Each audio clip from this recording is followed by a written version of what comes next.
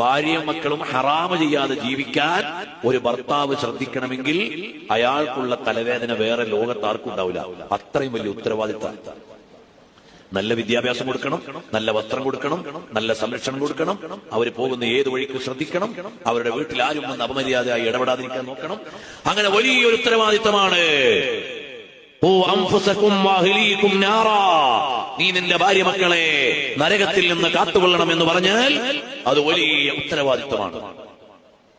നീ നിന്റെ മക്കളെ പഠിപ്പിച്ച് പരിപാലിച്ചു കൊണ്ടുവരണം, അവരെ നല്ലതുപോലെ തർബിയത്ത് ചെയ്യണം. നിന്റെ ഭാര്യയ്ക്ക് സമയാനുസൃതമായി വേണ്ടത് നൽകണം. ഒരു ഭാര്യ ഭർത്താവിന്റെ സാന്നിധ്യം ലഭിക്കാത്തതിന്റെ പേരിൽ തെറ്റിലേക്ക് വീണുപോയാൽ ഭർത്താവ് അതിന് കുറ്റക്കാരനാണ്. ഒരു ഭാര്യ ഭർത്താവിന് വേണ്ട ശാരീരിക സ്വാതന്ത്ര്യം നൽകാതെ അവൻ തെറ്റു ചെയ്തു പോയാൽ ഭാര്യ കുറ്റക്കാരിയാണ്. മക്കൾക്ക് വേണ്ട തർബിയത്ത് നൽകാതെ മക്കൾ വഴികേടായാൽ മാതാപിതാക്കൾ കുറ്റവാളികളാണ്. ഇങ്ങനെ സ്ട്രോങ് ആയിട്ടുള്ള ഒരു ഫാമിലി സിസ്റ്റമാണ് ഇസ്ലാം പഠിപ്പിക്കുന്നത്. നമ്മൾ ഇന്ന് യൂറോപ്പിന്റെയും പരിഷ്കാരത്തിന്റെയും പിന്നാലെ പോവരുത്.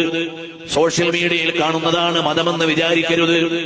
എനിക്കെവിടെയും എപ്പോഴും പോകാനുള്ള സ്വാതന്ത്ര്യമാണ് നല്ലതെന്ന് വിചാരിക്കരുത്. നമ്മൾ ഇസ്ലാമിന്റെ മക്കളാണ്. ഇസ്ലാമിന് നിയമങ്ങളുണ്ട്. അതേ സമയത്ത് സ്വതന്ത്രവാദികളായ ആളുകൾക്ക് നാളെ സ്വർഗമുണ്ടെന്ന ചിന്തയില്ല, ശിക്ഷയുടെ ലോകമായ നരകമുണ്ടെന്ന വിശ്വാസമില്ല. സ്വർഗം പ്രതീക്ഷിക്കുന്ന നമ്മൾ സ്വർഗത്തിന് വേണ്ടി പറ്റുന്ന കാര്യമേ ചെയ്യാൻ പാടുള്ളൂ.